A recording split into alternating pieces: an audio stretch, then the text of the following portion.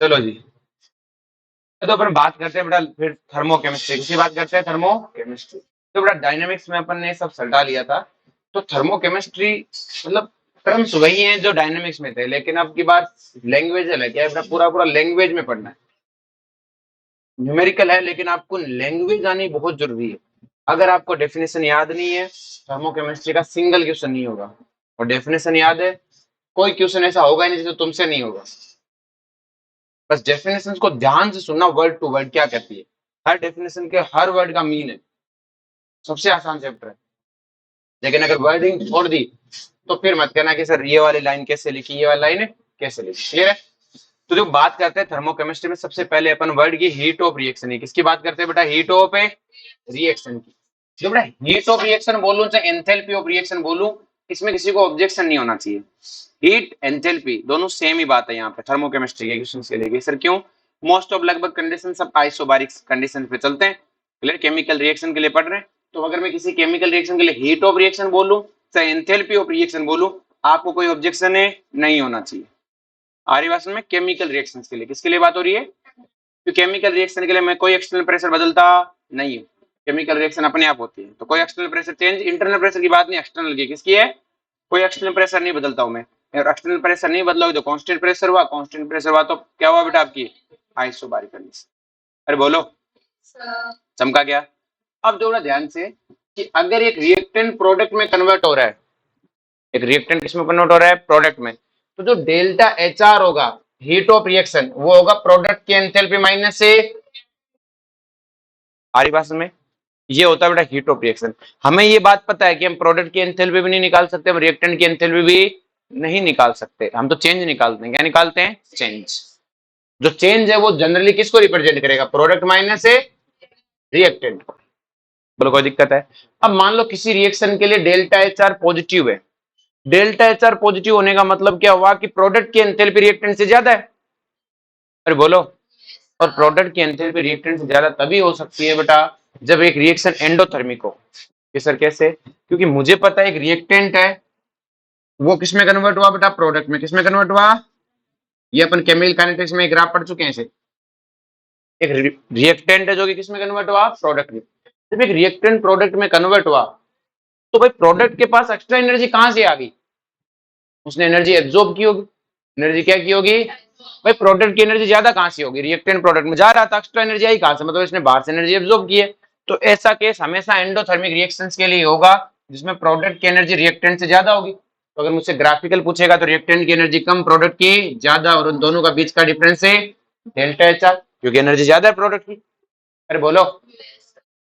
इसी तरह अगर मुझसे कोई कहे delta H R less than zero, delta H R less than zero तभी हो सकता है जब प्रोडक्ट की एनर्जी रिएक्टेंट से क्या हो? कम।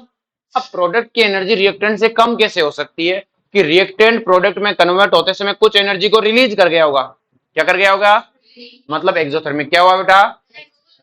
चमका क्या? मतलब ऐसी रिएक्शन क्या है? एक्सोथर्मिक रिएक्शन है। कैसे रिएक्शन है? एक्सोथर्मिक। इनका डेल्टा एच आर क्या होगा बेटा? रिएक्टेंट की एनर्जी क्या होगी? ज्यादा, प्रोडक्ट की एनर्जी क्या होगी? कम। आगे बात में फिर आता है डेल्टा एच आर जीरो, जब रिएक्टेंट और प्रोडक्ट की एनर्जी क्या रहे बेटा? सेम। ऐसा ऑर्गेनिक में ही होता है, अपनी थर्मोकेमिस्ट्री में बहुत कम चांस हो। आ रही बात में? नेक्स्ट बात करते हैं बेटा रूल्स ऑफ थर्मोकेमिस्ट्री। कि थर्मोकेमिस्ट्री के रूल्स क्या है? जो पहला रूल है कि अगर ए बी में कन्वर्ट होता है, ए किस में कन्वर्ट होता है? बी में। तो अगर इसका डेल्टा एच माइनस एक्स है, डेल्टा एच कितना है बेटा? माइनस एक्स है। क्लियर है? तो अगर मैं रिएक्शन को उल्टा कर दूं, रिएक्शन को क्या कर दूं? उल्टा, तो डेल्टा एच क्या हो जाएगा? Plus x. माइनस एक्स का क्या हो जाएगा? Plus x. मतलब ए से बी जाना अगर एंडोथर्मिक है तो बी से ए जाना क्या होगा? एक्सोथर्मिक। तो अगर आपसे कहा ए से B delta H minus X है मतलब एक्सोथर्मिक है, तो जैसे मैंने उल्टा किया बी से ए लिखी रिएक्शन को, तो डेल्टा एच क्या हो जाएगा? Plus x. तो आगे से टेंशन नहीं, अगर किसी रिएक्शन को मैंने उल्टा किया तो आप उसकी एंथैल्पी को, हीट ऑफ रिएक्शन को उल्टा कर, मतलब मॉड्यूलस में तो सेम रहेगा, बस मैग्नीट्यूड में बदल दोगे। सॉरी, मैग्नीट्यूड में सेम रहेगा, साइन में बदल दोगे। किसमें बदल दोगे? साइन में। समझा गया? नेक्स्ट वन, अगर मेरी एक रिएक्शन ए से बी में कन्वर्ट होता है, इसका डेल्टा एच माइनस एक्स है, कितना है बेटा? इसको मैं पूरी इक्वेशन को अगर किसी कांस्टेंट एन से मल्टीप्लाई कराता हूं, किसी कांस्टेंट एन से, तो मेरा डेल्टा एच भी उसी कांस्टेंट से मल्टीप्लाई हो जाएगा। डेल्टा एच भी उसी कांस्टेंट से कम का गया। नेक्स्ट देखो, अगर ए से बी जाना, डेल्टा एच वन क्या है बेटा, एक्स। सी से डी में जाना, सी से किस में जाना बेटा, डी में जाना, इसका डेल्टा एच टू क्या है, वाई। तो इन दोनों को जोड़ूंगा तो इक्वेशन यही बनेगी। और अगर मैं रिएक्शन को जोड़ता हूं तो एनर्जियां भी जुड़ जाती है, एनर्जियां भी delta H one plus delta H two. समझा क्या? तो अगर रिएक्शन को उल्टी की तो मैग्नीट्यूड सेम रहेगा, साइन बदल जाएगा हीट ऑफ रिएक्शन का।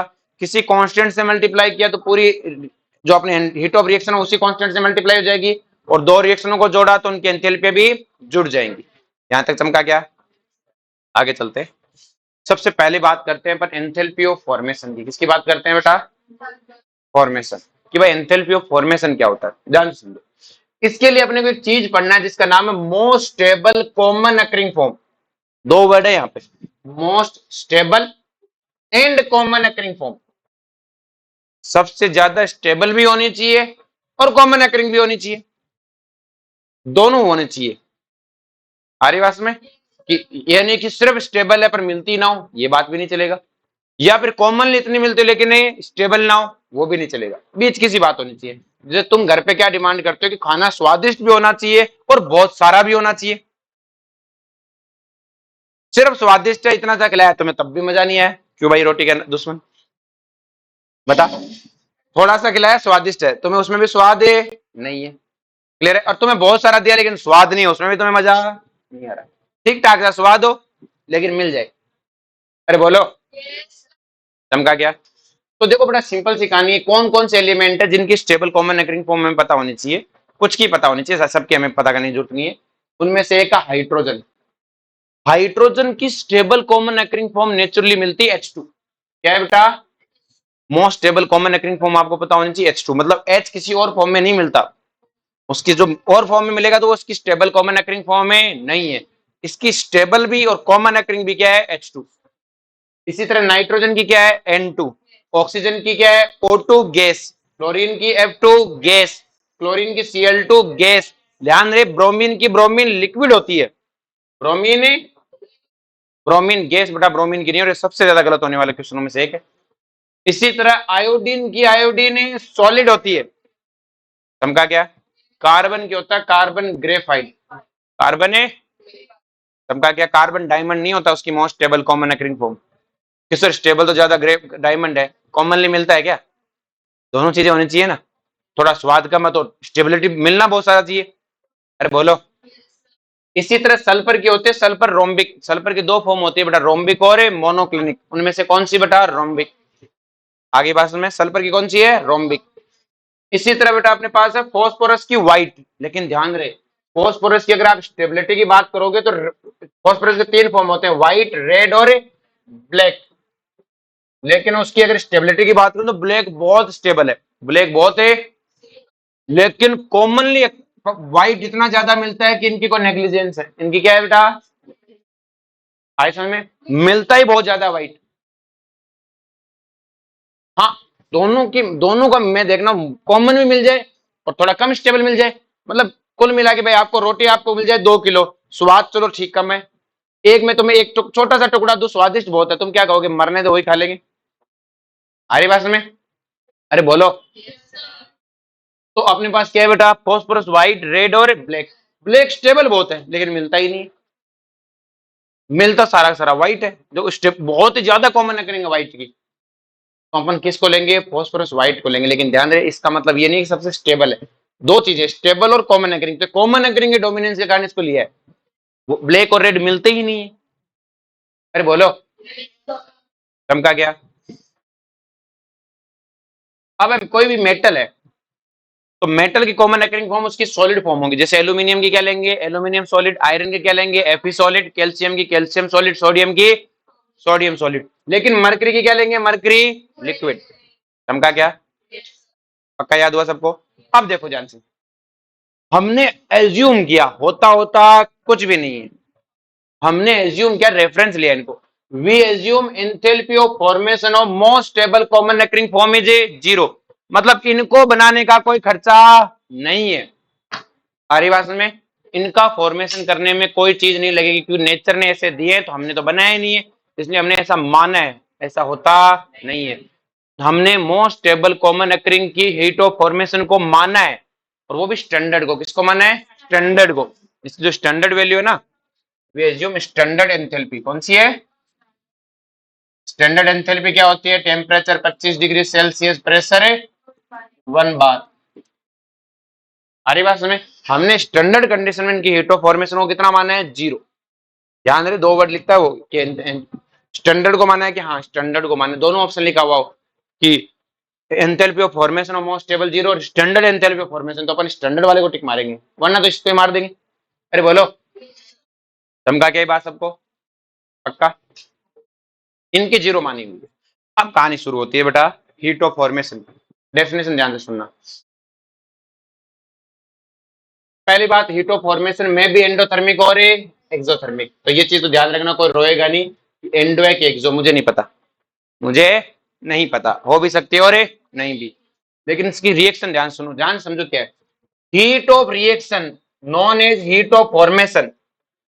क्लियर है? हीट ऑफ रिएक्शन को हीट ऑफ फॉर्मेशन बोल सकते हो, जो हीट ऑफ रिएक्शन बोलते हो ना डेल्टा एच आर, उसी को आप हीट ऑफ फॉर्मेशन बोल सकते हो। कब?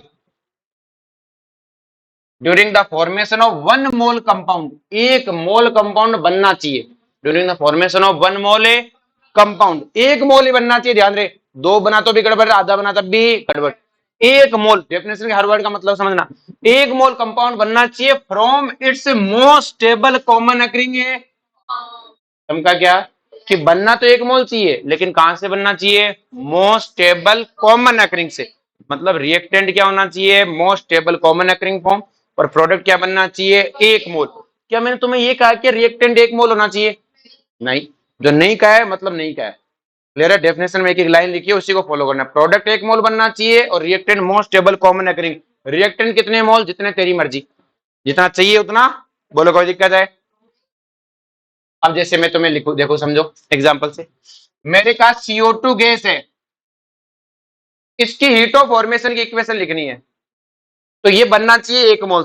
किससे बनना चाहिए बताओ? कार्बन की मोस्ट स्टेबल अकरिंग फॉर्म कौन है? Carbon graphite. कार्बन है, तो carbon graphite plus O2 reaction करके बनाएंगे CO2। इस रिएक्शन की जो भी हीट ऑफ रिएक्शन आएगी, उसी का नाम हमने नया नाम रख दिया हीट ऑफ फॉर्मेशन। है तो वो भी हीट ऑफ रिएक्शन, सारी रिएक्शन हीट ऑफ रिएक्शन है। अब उनमें से कुछ का नाम हमने क्या रख दिया?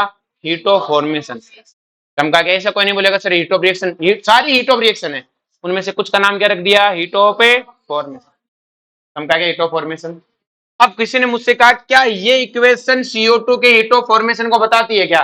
तो मैंने कहा CO2 तो बना तो है, लेकिन डायमंड से बना है। किससे बना है? डायमंड इसकी most stable common occurring form में नहीं है।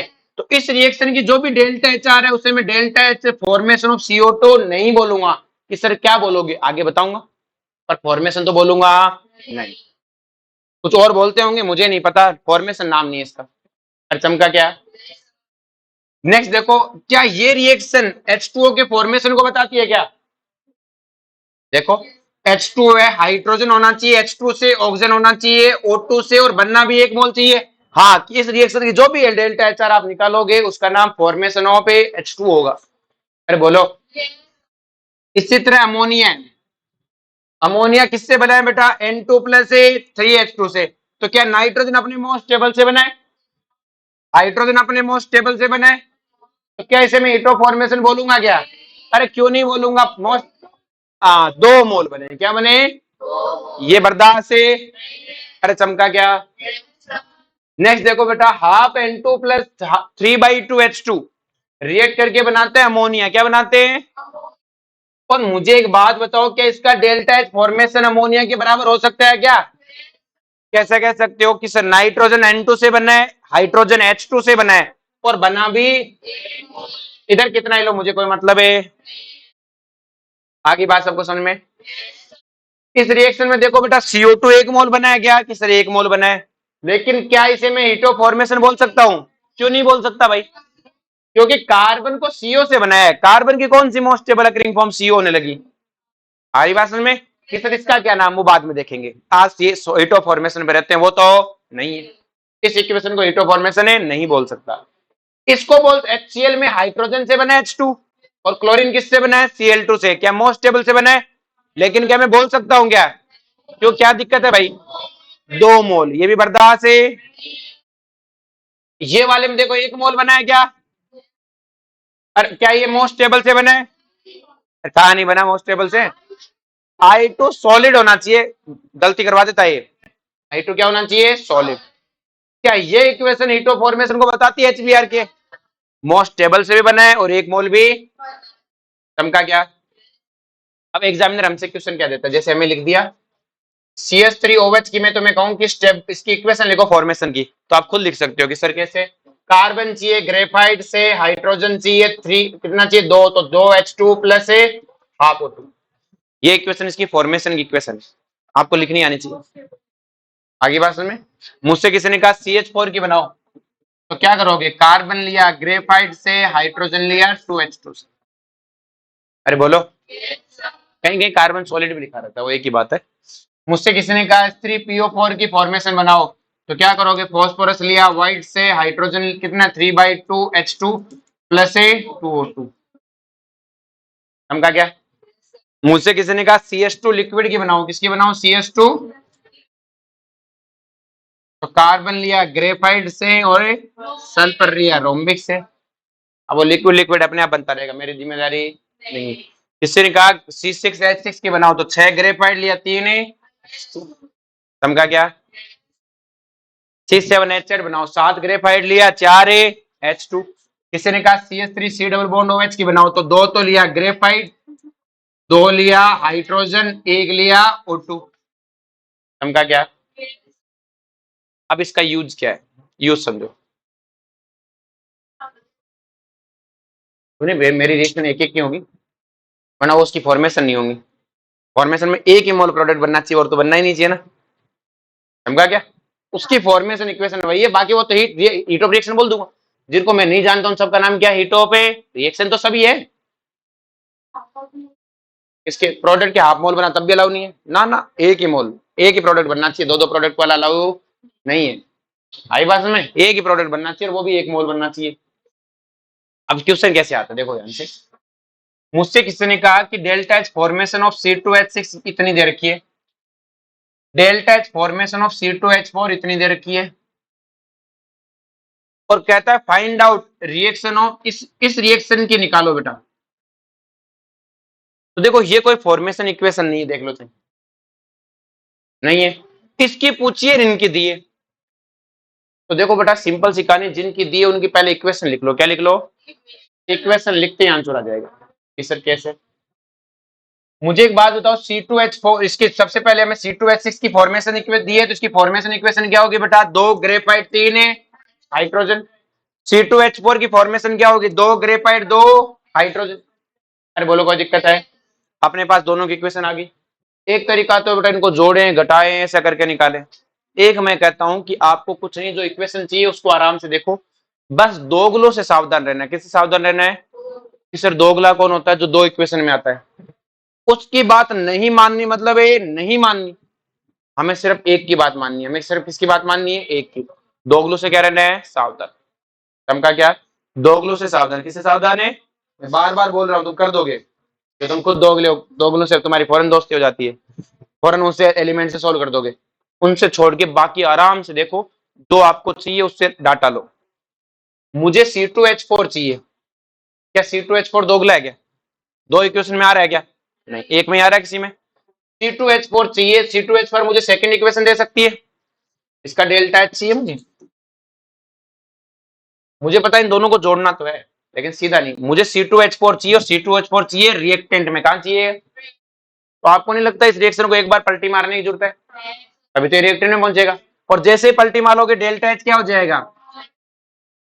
हम का क्या? अब मुझे क्या चाहिए? C2H6। क्या चाहिए? यार C2H6। अब मुझे कहां चाहिए अब सर H2 नहीं चाहिए क्या आपको? मैं दोगला ही क्या है?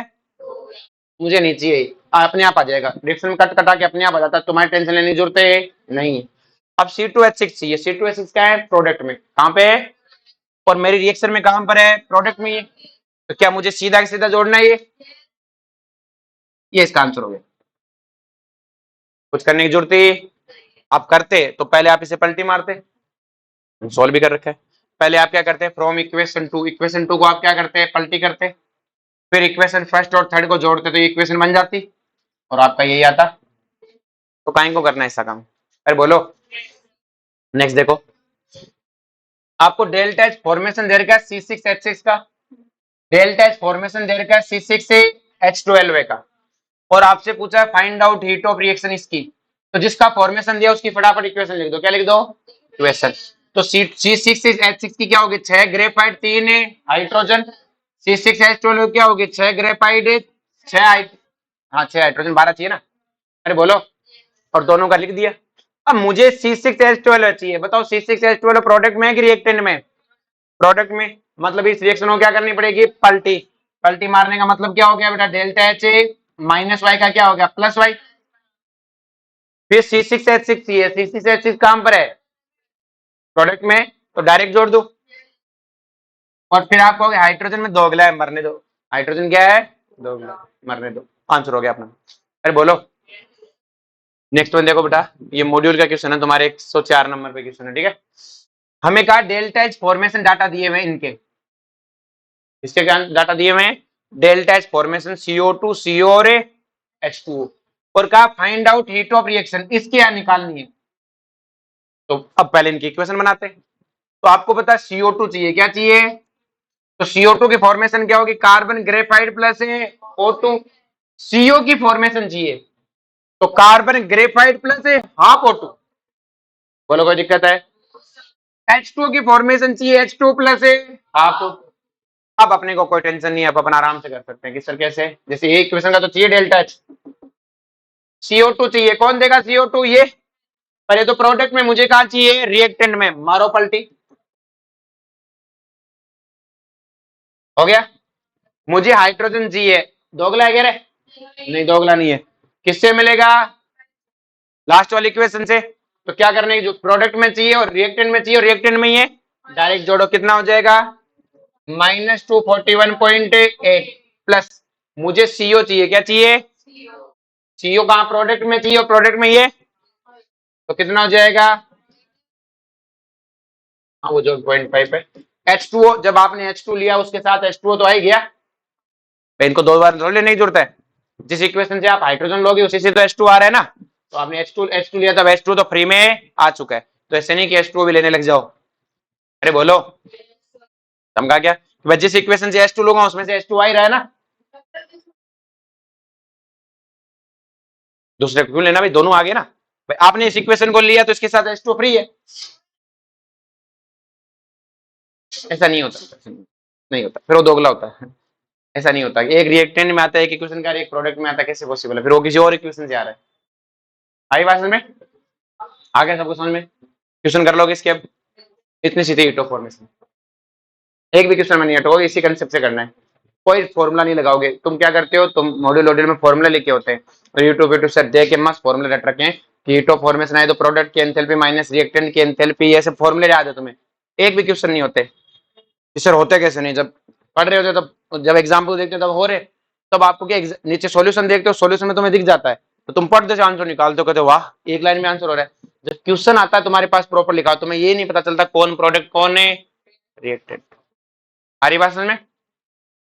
नेक्स्ट देखो बेटा, enthalpy of combustion, enthalpy of definition ध्यान से सुनना, enthalpy change during the combustion of one mole compound, अब की बात एक मोल कंपाउंड की आग लगानी है, किसके आग लगानी है, लेकिन मैंने ऐसा बोला है कंपाउंड मोस्ट स्टेबल होना चाहिए क्या, मतलब कोई सा भी कंपाउंड हो उसके एक मोल की आग लगा दो, क्या लगा दो, एक मोल की आग लगा दो in the presence of excess of oxygen, excess of oxygen का मतलब होता है कंप्लीट कंबंशन, पूरा जला देना है, मतलब किसी कंपाउंड का एक मोल पूरा जला दो, कि सर प्रोडक्ट मैंने कोई बात नहीं, जो मर्जी है बनाओ, क्या प्रोडक्ट का कुछ बताया कि क्या बनना चाहिए, नहीं, प्रोडक्ट कितना मोल बनने चाहिए तुम जानो, तुम्हारा राम जाने, मुझे कोई लेना देना नहीं है, प्रोडक्ट कितना ही बने, कोई बने, रिएक्टेंट पूरा जलना चाहिए, रिएक्टेंट बस वही हीट ऑफ कंबंशन, वही क्या हीट ऑफ है कंबंशन।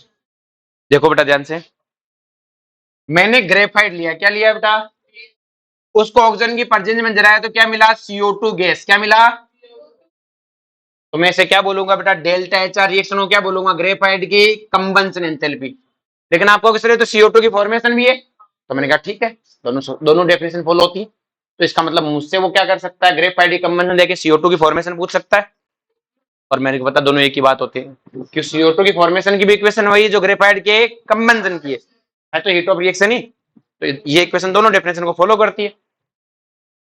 इसी तरह H2 को मैंने हाफ O2 की प्रेजेंस में जलाया, तो हाइड्रोजन को ऑक्सीजन की प्रेजेंस में जलाओगे तो क्या मिलेगा, H2O। और H2O मिलेगा तो डेल्टा HR रिएक्शन क्या होगी, कंबंशन ऑफ ए हाइड्रोजन। ये हाइड्रोजन के कंबंशन की इक्वेशन है, और ये साथ में पानी की फॉर्मेशन भी है, दोनों सेम है। हमसे ऐसी क्वेश्चन पूछता है ऐसी कौन सी इक्वेशन है जिसमें कंबंशन और फॉर्मेशन सेम हो रहे हैं, हमारी पास में। नेक्स्ट वन क्या है कि कार्बन डायमंड को O2 की प्रेजेंस में जलाया, तो ऐसी बात हुई थी कि मोस्ट स्टेबल को जलाना है, नहीं, किसी का भी जलाओ लेकिन 1 मोल जलाना। मैंने 1 मोल जलाया तो क्या इस रिएक्शन का डेल्टा HR डायमंड का कंबंशन होगा, लेकिन ये CO2 की फॉर्मेशन है नहीं है, क्योंकि CO2 की फॉर्मेशन तब होती जब यहाँ ग्रेफाइट होता, क्या होता, चमका क्या, अभी थोड़ी देर पहले इक्वेशन थी ऊपर, तो ये फॉर्मेशन नहीं है, ये क्या है, कंबंशन है, लेकिन डायमंड की क्या है बेटा। इसी तरह मैंने कार्बन ग्रेफाइट को हाफ O2 की प्रेजेंस में जलाया, क्या मिला बेटा, CO गैस, क्या मिला। तो क्या आपको नहीं लगता कि ये CO की फॉर्मेशन इक्वेशन है, CO बना मोस्ट स्टेबल से बना, तो CO की फॉर्मेशन तो ये है, लेकिन मुझे बताओ क्या ये कार्बन ग्रेफाइट के कंबंशन है क्या, क्यों नहीं हो सकती क्योंकि कंप्लीट कंबंशन है, कंप्लीट कंबंशन में बेटा CO2 बनता है, CO नहीं बनता, आगे बात में। तो ये CO का कंबंशन, कार्बन ग्रेफाइट का कंबंशन नहीं है, CO का फॉर्मेशन है। इसी तरह से अगर मैं बात करूं CO प्लस हाफ O2 मिलके क्या बनाते हैं, CO2, तो क्या ये CO का कंप्लीट कंबंशन हो चुका है क्या, कार्बन मोनोऑक्साइड को जलाया है, यहां से कार्बन मोनोऑक्साइड का कंप्लीट कंबंशन है, तो कार्बन मोनोऑक्साइड का क्या है, कंबंशन इक्वेशन, लेकिन CO2 का फॉर्मेशन तो अब भी नहीं है, हर चमका क्या। नेक्स्ट देखो, मैंने CH4 को जलाया 3O2 से, क्या मिला, CO2 प्लस H2, बताओ पूरा जलाया कि नहीं जलाया, फिर भी ये कंबंशन इक्वेशन नहीं है CH4 की, क्यों भाई, क्योंकि आपने 2 मोल जला दिए, कितने जला दिए, ये कंबंशन कब होगी, जब पूरी इक्वेशन को आपसे क्या करूंगा, डिवाइड। अरे बोलो, चमका क्या, पक्का। अगर कोई मुझसे कहे कि CH4 प्लस O2 रिएक्शन करके बनाता है कार्बन प्लस से H2, 2H2O, तो ये कितने हो गए, 2O2, क्या ये भी है क्या कंबंशन कार्बन की, CH4 का कंबंशन है क्या ये? नहीं, CO2 बनने चाहिए, कंप्लीट कंबंशन है, ये तो बहुत ज्यादा लिमिटेड अमाउंट में सप्लाई है, इसमें कार्बन मोनोऑक्साइड भी नहीं बनी, इससे काजल बनता है, क्या बनता है, ये जो कार्बन है ये वही काजल ही है, क्लियर है। तुमने घर पे कभी देखा होगा दादी वादी बनाती थी काजल, तो एक दिए पे लेती थी, उस पे लगा, उस दिए पे दूसरा दिया रख देती थी, उसमें क्या करती थी, उसको भी पता था कि बहुत लिमिटेड सप्लाई जाने दो ऑक्सीजन की, तो उससे कार्बन बनता है, क्या बनता है, प्योर कार्बन, और उसी को काजल बना देती है, समझा क्या। आप देखो ध्यान से, मुझसे किसी ने कहा C6H6 की कंबंशन इक्वेशन लिखो, क्या लिखो, कंबंशन C6H6 की, तो मुझे पता है बेटा, अगर मैं इधर लिखूं, ये C6H6 है, O2 के प्रेजेंस में जलाऊंगा तो क्या मिलेगा, CO2 plus H2, CO2 plus यही मिलेगा, कितने कार्बन है, 6, तो कितना मिलेगा, 6 CO2, कितने हाइड्रोजन है, 6, तो कितना मिलेगा, 3H2। अरे बोलो कोई दिक्कत है, अब उधर ऑक्सीजन कितना हो गया, 12 और 3 है 15, लेकिन 15 ऑक्सीजन के एटम है, तो मॉलिक्यूल कितने होंगे, आगे चमका। ऐसे C6H12 है क्या है, तो क्या बनेगा, CO2 प्लस 9O2, CH3OH है, कौन है बेटा, CH3, इसका कंबंशन कराया तो क्या मिलेगा, CO2 प्लस H2O, कितने कार्बन है, एक, कितने हाइड्रोजन है, 4, तो 2, तो ऑक्सीजन कितने हो गए, 2 2 4, अब उधर 4 ऑक्सीजन एटम है, एक ऑक्सीजन एटम पहले से ही है, तो हमें कितने और चाहिए, 3, तो कितने से मल्टीप्लाई करते, 3/2, चमका गया। क्वेश्चन कैसे आता देखो, कह रहा है CH4 कार्बन सॉलिड हाइड्रोजन, इनके कंबंशन दे रखे हैं, heat of combustion HOC, heat of combustion, कहता है find out heat of formation, CH4 का हीट ऑफ फॉर्मेशन निकालो, हमने कहा हमें कोई टेंशन नहीं, कि कैसे, आपको CH4 का हीट ऑफ फॉर्मेशन निकालना है, तो हीटो फॉर्मेशन की इक्वेशन लिखो, क्या होनी चाहिए, कार्बन ग्रेफाइट से बनना चाहिए और एक मोल, तो कार्बन ग्रेफाइट प्लस 2H2CH4, मतलब इस इक्वेशन का डाटा निकालना है। इनका दिया है, जिनका दिया उनको लिखना शुरू करो, क्या करो, लिखना शुरू। तो CH4 का कंबंशन दिया है, क्या दिया है, तो CH4 प्लस O2 रिएक्शन करके क्या मिलाएंगे, CO2 प्लस 2H2O, बैलेंस कर दिया। उसी तरह कार्बन सॉलिड का कंबंशन करना है, तो कार्बन प्लस O2 मिलके क्या बनाएंगे, CO2। अरे बोलो। उसी तरह हाइड्रोजन का कंबंशन दिया है, तो H2 का कंबंशन करा दो, तीनों की इक्वेशन आ गई। अब मुझे ये इक्वेशन चाहिए, इस इक्वेशन का डेल्टा H चाहिए, तो सबसे पहले मुझे ग्रेफाइट चाहिए, क्या चाहिए, ये रहा कार्बन सॉलिड ग्रेफाइट है, तो क्या मुझे ग्रेफाइट मिल गया। मुझे कहां चाहिए, रिएक्टेंट में, हमारी इक्वेशन में क्या है, रिएक्टेंट में, तो सीधा जुड़ेगा, कोई टेंशन नहीं। नेक्स्ट वन, मुझे क्या चाहिए, हाइड्रोजन, आप सब में प्लस प्लस साइन लगा देना, वो आगे अपने माइनस हो जाता है। हमें क्या चाहिए, हाइड्रोजन, दोगला है क्या रे, कौन सी इक्वेशन देगी, ये वाली, तो बताओ कितना चाहिए, पर यहां तो एक H2, मुझे क्या चाहिए, 2H2, तो जितना भी उसका दुगुना चाहिए, तो उसको 2 से मल्टीप्लाई करके जोड़ दूं,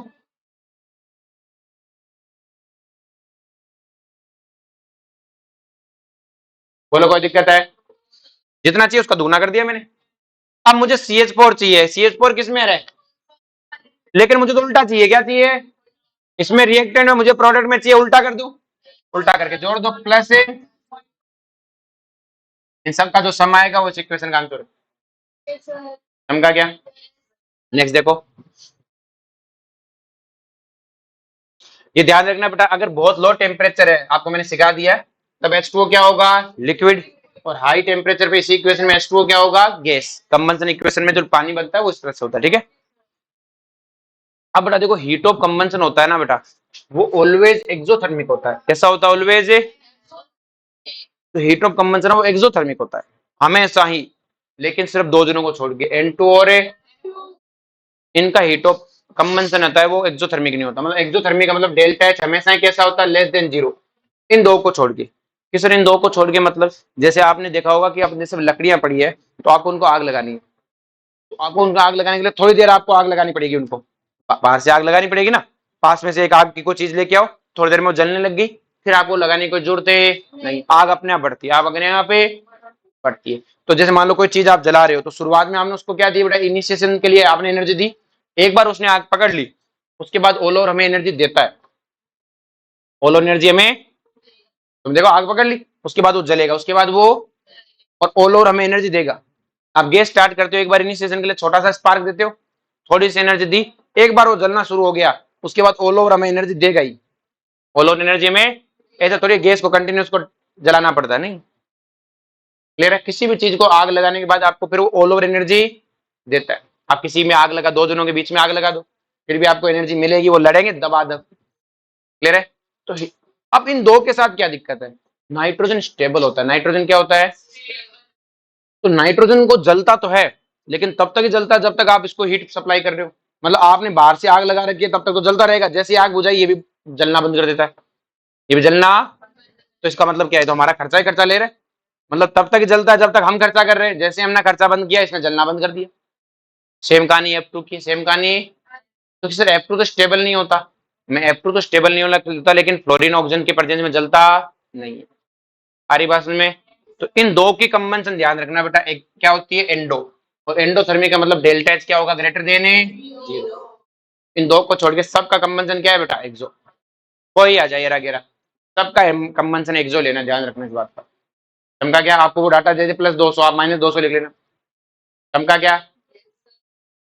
अब जो बेटा हीट ऑफ कंबंशन होता है ना, वो मोलिकुलर वेट के प्रोपोर्शनल होता है, हीट ऑफ कंबंशन किसके प्रोपोर्शनल होता है, समझा क्या, जिसका मोलिकुलर वेट ज्यादा होता है उसी का हीट ऑफ कंबंशन ज्यादा होता है।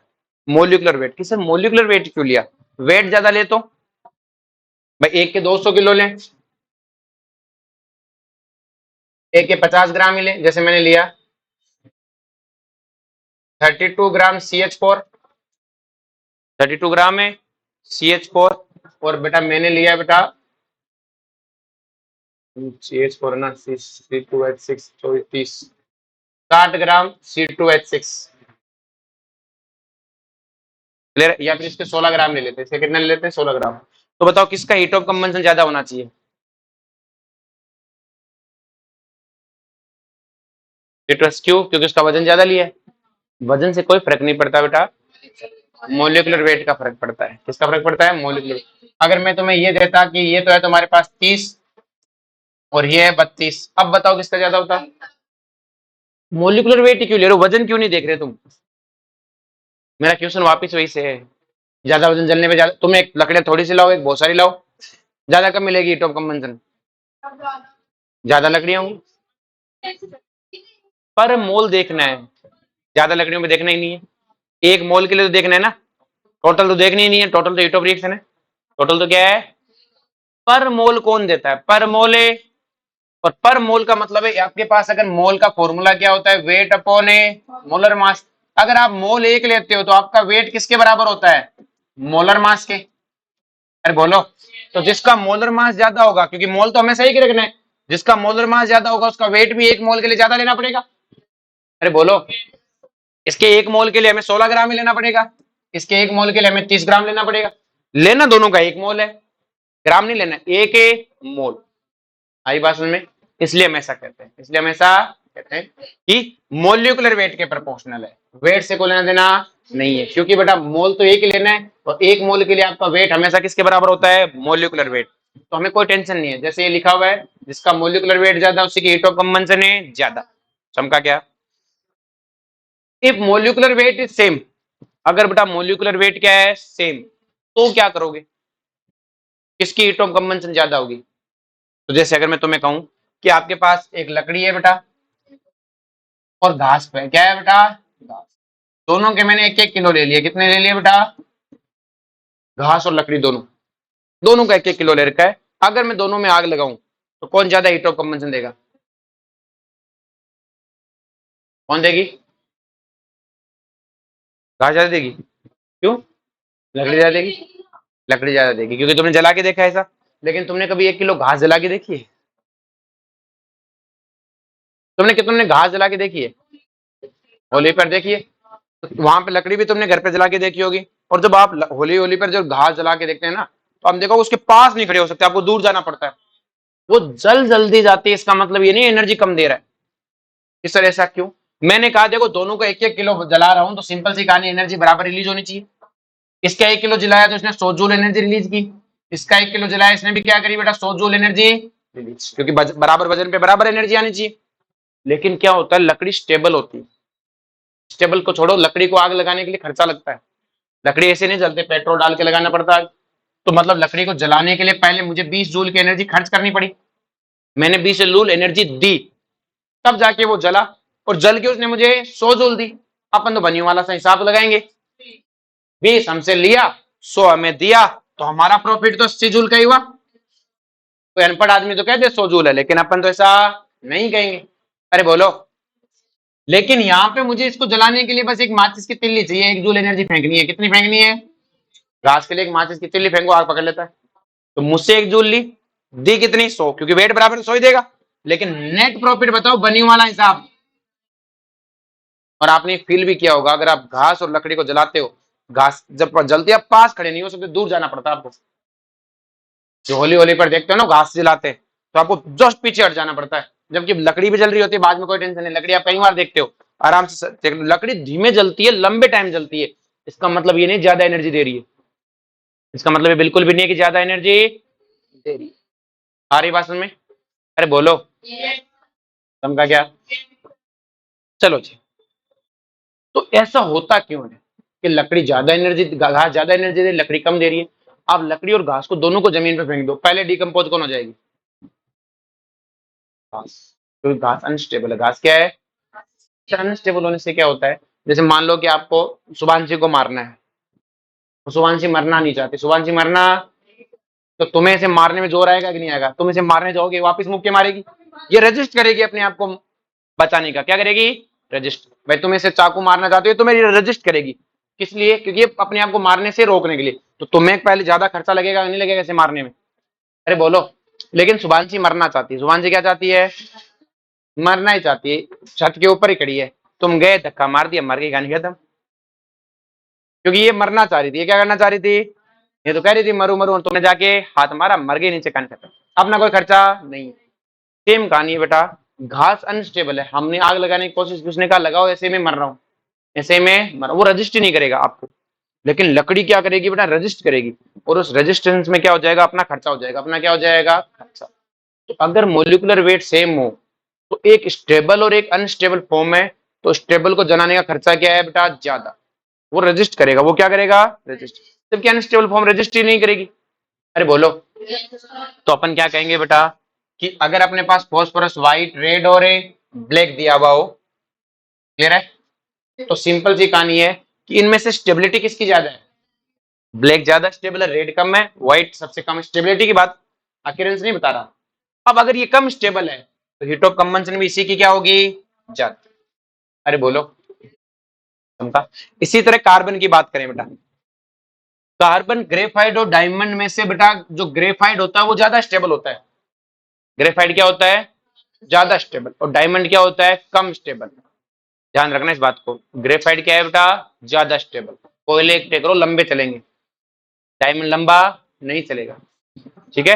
तो ग्रेफाइट क्या है बेटा, ज्यादा स्टेबल, क्या है बेटा। तो अगर मैं जलाऊं, तो डायमंड और ग्रेफाइट में से हीट ऑफ कंबंशन किसकी ज्यादा होगी, डायमंड की, क्योंकि कम स्टेबल वाला क्या देगा, ज्यादा एनर्जी। किस तरह से, कैसे, जलाओ तो सही, एक बार डायमंड आग तो पकड़ ले, एक बार डायमंड आग तो, अच्छा चमका क्या, आगे चले बेटा।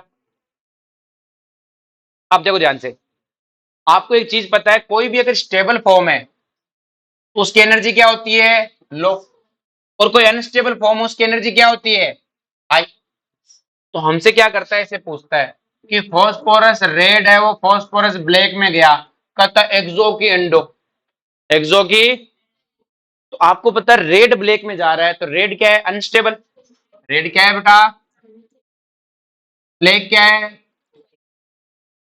स्टेबल। तो अनस्टेबल स्टेबल में जा रहा है, अनस्टेबल किस में जा रहा है। तो अब आपको पता है स्टेबल की एनर्जी कम है, तो उसके पास तो ज्यादा है, तो एक्स्ट्रा एनर्जी को क्या करेगा, बाहर फेंकेगा, तभी ब्लैक में जा पाएगा। अरे बोलो, हमका क्या, आपको भाई इसके अंदर जो एक्स्ट्रा एनर्जी थी उसे क्या करना पड़ा, बाहर फेंकना पड़ा। लेकिन अगर मान लो कि फॉस्फोरस ब्लैक है, वो फॉस्फोरस व्हाइट में जा रहा है, तो ये क्या है, स्टेबल है, ये अनस्टेबल है। और जो स्टेबल है, इसका मतलब इसकी एनर्जी क्या है, लो, उससे ज्यादा एनर्जी में जाना है, तो इसे एनर्जी एब्जॉर्ब करनी पड़ेगी, क्या करनी पड़ेगी। तो क्या ये क्वेश्चन आसानी से जवाब दिए जा सकते हैं इनके, ये क्वेश्चन पूछता है, फिर बच्चा वहां कंफ्यूजन होता रहता है, लॉ लगाता रहता है, कोई लॉ नहीं है यहाँ पे। हमारी बात में सिंपल सा, बस कॉमन सेंस लगाओ, सोल्व कर दो, समझा क्या। नेक्स्ट देखो बड़ा ध्यान से, ये समझ में आ गया सबको। जैसे मैं तुम्हें कहूँ कार्बन ग्रेफाइट को कार्बन डायमंड में जाना, बताओ एक्सोथर्मिक या एंडोथर्मिक, स्टेबल से अनस्टेबल, तो मतलब एंडो, एनर्जी लेके जा पाएगा डायमंड में। अरे बोलो, अनस्टेबल को स्टेबल, मतलब लो एनर्जी वाले को हाई में जाना है तो एनर्जी लेके जाओ, और ज्यादा वाले को कम में जाना है तो बाहर फेंक के जाओ, कहानी खत्म, समझा क्या। नेक्स्ट वन आता है हीट ऑफ एटोमाइजेशन, यही सबसे खतरनाक है, टाइम क्या हुआ है, 14 मिनट हो जाएगा, यही सबसे खतरनाक है, जिसमें आपको मौत आएगी। अब देखो हीट ऑफ, आज देखिए मान लो आज तो, कल 2 दिन में खत्म, तीसरे दिन तो मतलब तीसरे दिन डिस्कस डिस्कस करा करोगे, सब खत्म, इतना सा टॉपिक है। डेफिनेशन का है, किसका है, एक भी डेफिनेशन मिस हुई सब खत्म। टोटल 5 या 6 डेफिनेशन है, ज्यादा नहीं, 2 पढ़ ली, 2 4 और। अब बात करते हैं हीट ऑफ एटोमाइजेशन की, ध्यान से समझ लो। Enthalpy change during the conversion of 1 mole molecule into gaseous atom, एक मोल लेना है और उसको किस में कन्वर्ट कर देना है, एटम में। आप मोलिक्यूल ले सकते हो, कुछ भी लो, एक मोल लेना है, और प्रोडक्ट में गैसियस एटम आने चाहिए, पहली बात हुई है, प्रोडक्ट डिसाइडेड हो चुका है। रिएक्टेंट कितना होना चाहिए, 1 मोल, और वो क्या होना चाहिए, गैसियस प्रोडक्ट। क्या गैसियस रिएक्टेंट का बोला है कहीं पर, तो कोई अपनी तरफ से नहीं जोड़ेगा, सर रख लेते हैं ना थोड़ा सा अच्छा लगेगा, ऐसा कुछ नहीं करने का, अपनी मर्जी से नहीं करना है, जो बोला गया उसी पे रहने का, क्लियर है। तो सिंपल सी कहानी है कि enthalpy change during the conversion of A 1 mole molecule into gaseous atom. तुम्हें से कितने लोगों ने स्टार वॉर देखी है, स्टार वॉर नाम की कोई मूवी देखी है, छोड़ो, गरीब बच्चे हो, क्या देखोगे, चलो आगे चलते हैं। मूवी हुई में तुम्हारे क्या गरीब है, तुम क्या कौन सी मूवी देखते हो तुम लोग, एवेंजर्स बच्चे देखते हैं, हैरी पॉटर देखिए तूने? है, बढ़िया। चले आगे। ये जानबूझ के बोल रहे हैरी पॉटर ताकि इसे क्लास में हो रहा बने मेरा इधर। कितने 4 बार देख ली तूने? पक्का? वोल्डेमॉर्ट कौन था? नाम बता उसका। हाँ, बस करे 4 बार देख ली मैंने, बताओ। चल चल चल चल। हैरी पॉटर ऐसा ही होता है, हमारे यहाँ ऐसा ही होता है। चलो जी, तो देखो बड़ा ध्यान से कि enthalpy change during the conversion of A one mole molecule into gaseous atom, ये ध्यान रहे, डेफिनेशन नहीं बदलनी है। तो देखो बड़ा ध्यान से, उसका कैरेक्टर था यहाँ पे, छोड़ो, उसमें एक डायलॉग होता है कि उस बोला होता है ना, उसमें एक वर्ड होता है कि बोला तो बोला। क्लियर? हर वर्ड होता है कि अगर उन्होंने बोल दिया मतलब है बोल दिया, एक्स्ट्रा नहीं, जो बोला गया उसी को फॉलो अप करना है। ठीक है, तो डेफिनेशन में अपनी तरफ से कुछ भी नहीं जोड़ोगे। डेफिनेशन ठीक होता होगा तो अच्छी बात होता है, मैं मना नहीं कर रहा। अब जान चाहिए, सॉरी सुन ले, जी क्या मतलब क्या है, तू तो रोटी पे रहे, रोटी तो बोला, बोला तो रोटी बोला। जैसे तो रोटी के टाइम कहते हैं ना कि 4 मतलब 4, ना कम ना ज्यादा। जैसे तो कहता है ब्रेकफास्ट करेगा तो करेगा। ठीक है, वैसे डेफिनेशन एकदम फॉलो अप होनी चाहिए। अजय जान से, अपने पास हाइड्रोजन गैस है, क्या है बेटा? Hydrogen gas. H2 गैस है, मुझसे क्या है, इसकी हीट ऑफ एटमाइजेशन लिखो, कोई मतलब नहीं, इसके एटम में तोड़ दो इसे, किसमें तोड़ दो? 2H। कहानी खत्म। 1 मोल के, मुझसे कहा CH4 गैस, 1 मोल में तोड़, 1 मोल लेनी चाहिए और सारे एटम मिलने चाहिए, सारे क्या मिलने चाहिए? Atoms. Carbon gas 4H gas. मुझसे कहा C6H6, क्या करो बेटा? 6 कार्बन गैस, गैस होना चाहिए, कोई ग्रेफाइट नहीं, सब गैस। 6H gas. ये रिएक्शन क्या है बेटा? Heat of atomise. मुझसे किसी ने कहा सोडियम सॉलिड, मैंने कहा सोडियम है गैस, ये क्या? हीट ऑफ एटोमाइजेशन, लेकिन ये सब्लिमेशन को भी फॉलो करती है। ऐसे इक्वेशन सब्लिमेशन है, सॉलिड का गैस में जाना होती होगी, मुझे क्या मतलब, लेकिन ये तो एटोमाइजेशन भी है, क्या है बेटा? सब्लिमेशन भी। एक इक्वेशन दो को फॉलो करती है ये। अरे बोलो। अब मुझसे किसी ने कहा कि CH3 C double bond OH है, इसकी हीट ऑफ एटोमाइजेशन लिखो, हीट ऑफ एटोमाइजेशन। तो कुछ नहीं करना, 2 कार्बन गैस, 4 हाइड्रोजन, एट मॉलिक्यूल मत लिख देना, 2 ऑक्सीजन गैस। अरे बोलो। मुझसे कहा गया CO2, क्या कहा गया? तो मैं कौन सा डरता हूँ, CO2 तो कार्बन गैस प्लस 2 गैस। चमका क्या? किसी का लिखवा लो, कोई भी हो, चाहे सॉलिड हो, मुझे कोई मतलब है नहीं। 1 मोल होना चाहिए और क्या बनने चाहिए? गैसियस प्रोडक्ट, और वो गैसियस एटम होने चाहिए सब। चमका क्या? अब आती है बॉन्ड एनर्जी, यही मौत आती है कि दोनों की डेफिनेशन सेम सी लगती है, बस एक मामूली सा फर्क है, उसको समझ जाओ, कहानी पलट जाएगी। देखो ध्यान से, it is applicable only for gaseous molecule. पहली बात तो यही डिफरेंस है। आगे आगे को अभी तो कॉमन हुआ ही है, मौत तो अभी आएगी, रुको। पहली बात तो ये गैसियस मॉलिक्यूल पे डिफाइन है, जबकि वो एरे गैर सब पे डिफाइन है। आई बात में, इसका मतलब इस इक्वेशन को नहीं बोल सकता मैं Na सॉलिड वाली इक्वेशन जो Na गैस में जा रही है, ये हीट ऑफ एटोमाइजेशन तो है,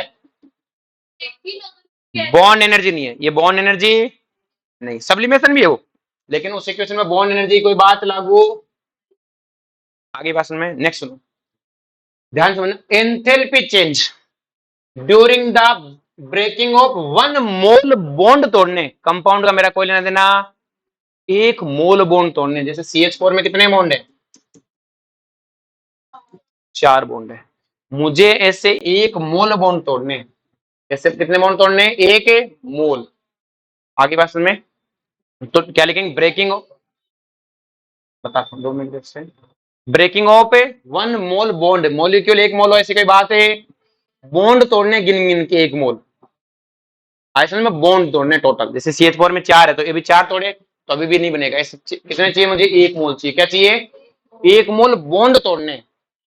तो enthalpy change during the breaking of 1 mole bond of gaseous molecule, gaseous gaseous molecule के तोड़ने इनटू गैसियस एटम। सर क्या दिक्कत है? हीट ऑफ एटोमाइजेशन का भी प्रोडक्ट तो यही था, क्या मिलना चाहिए? Gaseous atom. इसका भी प्रोडक्ट क्या है? Gaseous atom. फर्क क्या है? उसमें एक मोल कंपाउंड ही होना चाहिए और इसमें एक मोल क्या होने चाहिए, बॉन्ड होने चाहिए। क्या होने चाहिए, डिफरेंस समझा क्या। अब देखो ध्यान से, फॉर डाई एटॉमिक मॉलिक्यूल, सबसे पहले डाई एटॉमिक मॉलिक्यूल की बात करते हैं। जो डाई एटॉमिक मॉलिक्यूल की अगर मैं बात करूं, जैसे H2 है, HH, O2 है, O डबल बॉन्ड। देखो डबल बॉन्ड को मैं दो बॉन्ड नहीं गिनूंगा, एक ही बॉन्ड गिनूंगा। कितने डबल बॉन्ड है, एक बॉन्ड, दोनों अलग नहीं है, एक साथ तोड़ूंगा, तोड़ूंगा तो दोनों को एक साथ है तोड़ूंगा। ऐसे में तो मैं कहूं N ट्रिपल बॉन्ड N में, तो बताओ एक नाइट्रोजन में कितने ट्रिपल बॉन्ड है, एक ट्रिपल बॉन्ड। ऐसा नहीं एक सिग्मा दो पाई, एक ट्रिपल बॉन्ड, एक है ट्रिपल बॉन्ड। तो मेरे को एक बात बताओ कि एक हाइड्रोजन में कितने बॉन्ड है बेटा, एक। तो एक मोल लेने के लिए कितने हाइड्रोजन चाहिए, एक मोल हाइड्रोजन चाहिए। एक हाइड्रोजन, एक H2 में एक सिग्मा, एक बॉन्ड है, जो भी बॉन्ड है एक सिंगल बॉन्ड, एक सिंगल है बॉन्ड। एक मोल लाने के लिए दो हाइड्रोजन होंगे तो दो बॉन्ड होंगे, तीन हाइड्रोजन में तीन, तो मुझे यहाँ तीन मोल बॉन्ड चाहिए इसे। तो कितनी हाइड्रोजन लेनी पड़ेगी, एक मोल। कितनी लेनी पड़ेगी, जब एक मोल हाइड्रोजन होगी तो बॉन्ड भी तो एक मोल होंगे। अरे बोलो, जैसे मोल में पढ़ाते थे कि H2 है, एक मोल H2 है तो कितने मोल हाइड्रोजन है, दो मोल हाइड्रोजन है। अरे बोलो, एक हाइड्रोजन में एक बॉन्ड, दो हाइड्रोजन में दो बॉन्ड, तीन में तीन, चार में चार, तो एक मोल के लिए कितने हाइड्रोजन चाहिए, एक मोल हाइड्रोजन। अरे बोलो, एक मोल डबल बॉन्ड के लिए कितनी ऑक्सीजन चाहिए, एक मोल ऑक्सीजन। और एक मोल ट्रिपल बॉन्ड के लिए एक मोल है, तो बस तो हो गया। मुझसे कहा गया कि H2 को कन्वर्ट किया 2H गैस में, तो आपने एक मोल हाइड्रोजन को किया, तो क्या आपके पास एक मोल HH बॉन्ड है कि नहीं है। अरे बोलो, तो आपने एक मोल बॉन्ड तोड़ा है, तो क्या इसे मैं ऐसे बोल सकता हूं bond energy of A hydrogen, क्योंकि आपने हाइड्रोजन के कितने मोल बॉन्ड तोड़े, एक मोल। कितने मोल बॉन्ड तोड़े, तो इस इक्वेशन को मैं bond energy of A hydrogen. लेकिन आपको नहीं लगता यही एटोमाइजेशन की इक्वेशन है, बॉन्ड मत देखो, एक मोल हाइड्रोजन, एक मोल है, किसमें तोड़ा है, 2H गैस में। तो क्या ये बेटा हाइड्रोजन की एटोमाइजेशन भी है कि नहीं है। अरे बोलो, तो यही हाइड्रोजन की एटोमाइजेशन है, यही हाइड्रोजन की क्या है बेटा, बॉन्ड एनर्जी। दोनों बातें सेम है।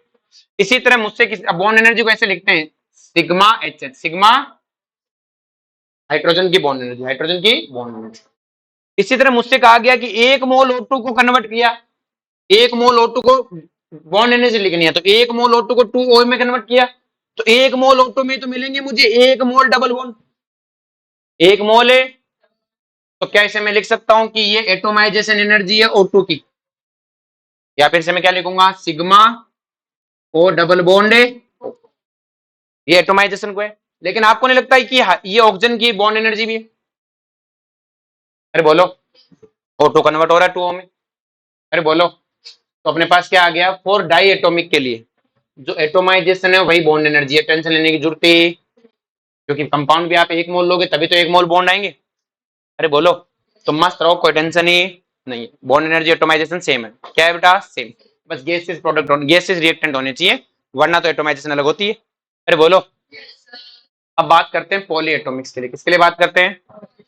मैंने CH4 को तोड़ा बेटा, CH4 को तोड़ा, किसमें तोड़ा बेटा, C गैस प्लस है 4H गैस। तो क्या बेटा ये इक्वेशन एटोमाइजेशन को एक्सप्लेन करती है कि नहीं करती। एक मोल प्रोडक्ट लिया और गैसियस रिएक्टेंट में तोड़ा, तो पक्का एटोमाइजेशन है, पक्का क्या है। लेकिन क्या ये बॉन्ड एनर्जी को एक्सप्लेन करता है क्या, क्यों नहीं करता, क्योंकि ध्यान से देखो, एक CH4 में कितने बॉन्ड होते हैं, चार। एक CH4 में चार हैं, तो एक मोल में कितने होंगे, चार मोल। कितने मोल होंगे, ये तो चार मोल तोड़ दिए आपने। कितने तोड़ दिए, क्योंकि एक CH4 में एक बॉन्ड थोड़ी है भाई, HH में तो एक में एक ही था, तो एक मोल में भी एक ही आया। लेकिन एक CH4 में कितने बॉन्ड हैं, चार, तो एक मोल में भी कितने होंगे, चार। समझा क्या, टेंशन वाली बात हुई, एक मोल में कितने हैं, चार। अब ये तो एटोमाइजेशन को एक्सप्लेन नहीं कर सकता, तो अगर मैं इस रिएक्शन को कहूं, इस रिएक्शन की डेल्टा H है वो X है, कितनी है बेटा, एटोमाइजेशन क्या होगी, चार गुना होगी। मतलब इस इक्वेशन के लिए अगर मुझसे कोई कहे CH बॉन्ड की जो एटोमाइजेशन आनी चाहिए उससे चार गुना रिएक्शन, इस रिएक्शन की एंथैल्पी आएगी कि नहीं आएगी। अरे बोलो भाई, एक बॉन्ड को, एक CH बॉन्ड को तोड़ने के लिए जितनी एनर्जी चाहिए थी उसकी चार गुना आएगी कि नहीं आएगी इस इक्वेशन में। अरे बोलो भाई, हमें एक CH थोड़ी तोड़ा है, आपने चार गुना तोड़ दिए, कितने तोड़ दिए, तो इसका मतलब इस रिएक्शन की जो एटोमाइजेशन है वो CH बॉन्ड से कितनी गुना ज्यादा है? 7 गुना ज्यादा है। मतलब ये इक्वेशन एटोमाइजेशन को एक्सप्लेन है। हाँ, एटोमाइजेशन के 4 गुने को एक्सप्लेन करती है। तो एटोमाइजेशन करती है, बॉन्ड एनर्जी को एक्सप्लेन है, बॉन्ड एनर्जी का 4 गुना है। अगर करना है तो 4 गुना, कितना करो? कम का क्या? नेक्स्ट देखो, ऐसा क्यों हुआ? तो देखो बेटा, CH4 है। अब मुझसे तुमसे पूछूंगा, ध्यान से देना। वो टूटा बेटा C gas plus 4H gas में। आपको पता है ये पक्का एटोमाइजेशन, ये पक्का क्या है? लेकिन ये बॉन्ड एनर्जी नहीं। अगर बॉन्ड टूटने पे आए होंगे तो कैसे टूटे होंगे? एक एक करते हैं। कैसे टूटते हैं बेटा? एक एक। हमें होमोलाइटिक तोड़ने होते हैं बॉन्ड हमेशा। तो CH4 को तोड़ूंगा तो क्या मिलेगा? CH3 प्लस ए। क्या ये इक्वेशन एटोमाइजेशन को एक्सप्लेन करती है क्या? क्यों नहीं करती रहे? क्योंकि गैसेस प्रोडक्ट नहीं मिल रहा। Gases atomic. क्या ये बॉन्ड एनर्जी को एक्सप्लेन करती है CH के? एक बॉन्ड टूट रहा है तो क्या प्रोडक्ट गैसेस एटम होने चाहिए? बॉन्ड एक तोड़ने से नहीं होता, प्रोडक्ट भी क्या होना चाहिए? गैसीय से। तो आप कहोगे नहीं है तो डेल्टा एच है, ना ये एटोमाइजेशन है ना ये। अरे बोलो, इस रिएक्शन को बताओ, ये रिएक्शन क्या एटोमाइजेशन को एक्सप्लेन करती है? क्या बॉन्ड एनर्जी को करती है? CH4 के बॉन्ड, क्योंकि गैसेस प्रोडक्ट मिल रहे हैं। ये इक्वेशन बॉन्ड CH के बॉन्ड एनर्जी को एक्सप्लेन करती है क्या? नहीं करती, क्योंकि यहाँ पे भी क्या गैसेस प्रोडक्ट है। ये क्या CH4 के बॉन्ड एनर्जी को एक्सप्लेन करती है क्या? गैसियस प्रोडक्ट मिल रहे हैं, लेकिन रिएक्टेंट तो CH4 है ही नहीं, ये तो CH है। ये तो कौन है? तो अपन क्या कहेंगे कि इनमें से कोई सा भी एक्सप्लेन है। अगर मैं इन चारों इक्वेशन को जोड़ू, चारों इक्वेशन को, तो क्या यही इक्वेशन बनेगा? CH4 प्लस C प्लस ए 4H गैस। अरे बोलो, तो जो डेल्टा एच टोटल आएगा वो कितना आएगा? X1 plus X2 plus X3 plus ए। और ये किसके बराबर है बेटा? हीट ऑफ एटोमाइजेशन के बराबर है। एटोमाइजेशन की तो फॉलो हो रही है, लेकिन बॉन्ड एनर्जी का कितना है बेटा? ये 4 गुना। कितना है? अगर आपको बॉन्ड एनर्जी चाहिए, क्या चाहिए बेटा? तो एटोमाइजेशन का कितना करना पड़ेगा? 1/4। जैसे नेक्स्ट वाली इक्वेशन को देखो, आपको फिर समझ में आएगा। मुझसे किसी ने कहा अमोनिया कन्वर्ट होता है बेटा अमोनिया, ये इक्वेशन है। क्या ये इक्वेशन एटोमाइजेशन को एक्सप्लेन कर रही है? 1 मोल से बन रहा है बेटा गैसीय रिएक्टेंट, तो एटोमाइजेशन है। लेकिन क्या ये NH बॉन्ड की बॉन्ड एनर्जी है क्या? क्यों नहीं है रे? क्योंकि 3 बॉन्ड है एक अमोनिया में। तो यहाँ तो 3 मोल हो गए। कितने मोल हो गए? तो मतलब अगर आपको NH बॉन्ड की इक्वेशन से एक्सप्लेन करना है तो ये एटोमाइजेशन में NH बॉन्ड की 3 गुना है। कितनी है बेटा? मतलब इस इक्वेशन में एक मोल NH से निकलने की जगह 3 मोल से निकली है, तो इस इक्वेशन को क्या बोलूंगा? एटोमाइजेशन क्या? NH का 3 गुना। जैसे ये इक्वेशन है, ये मैंने इसका तोड़ दिया। तो क्या ये परफेक्टली एटोमाइजेशन को एक्सप्लेन करती है? एटोमाइजेशन है। लेकिन क्या ये बॉन्ड एनर्जी को एक्सप्लेन करती है? कि सर कभी नहीं करेगी, पता नहीं कितने बॉन्ड है। लेकिन अगर मैं ध्यान से देखूं तो इसमें मैंने 1 2 3 4 5 6 6 तो CH बॉन्ड तोड़े। अरे बोलो, लेकिन कितने मोल टूट गए? 1 2 3 4 5 6 6 मोल तो मेरे CH टूट गए कि नहीं टूट गए? तो मतलब इस रिएक्शन में 6 जो एक CH बॉन्ड से एनर्जी निकलनी चाहिए थी, उसकी जगह कितने मोल से निकली है? 6 गुना। तो 6 गुना तो CH बॉन्ड की एनर्जी है इसमें। साथ में उसमें आपने क्या किया? 2 CC बॉन्ड तोड़े, तो एक CC से निकलनी चाहिए थी, उसकी दुगुनी निकली है। और आपने C डबल बॉन्ड एक ही तोड़ा है, एक C डबल बॉन्ड की है। अरे बोलो, नेक्स्ट देखो। जैसे ये मुझसे इसका लिखने को कहे तो मैंने जैसे लिखा, तो क्या ये एटोमाइजेशन को एक्सप्लेन करती है? लेकिन बॉन्ड एनर्जी को एक्सप्लेन है कि उसमें तो कई तरह से बॉन्ड तोड़े। कि सर आपने 3 तो CH बॉन्ड तोड़े, 3 तो क्या तोड़े? 2 से आपने एक CC बॉन्ड तोड़ा है, क्या तोड़ा है? एक आपने C डबल बॉन्ड है O तोड़ा है, एक आपने CO बॉन्ड तोड़ा है, और एक आपने, इन सब का सम है, ये बॉन्ड एनर्जी है। आ रही बात में? इसको अपन कल इससे कंटिन्यू करेंगे, इसको एक बार पढ़ के आना सब लोग, ठीक है?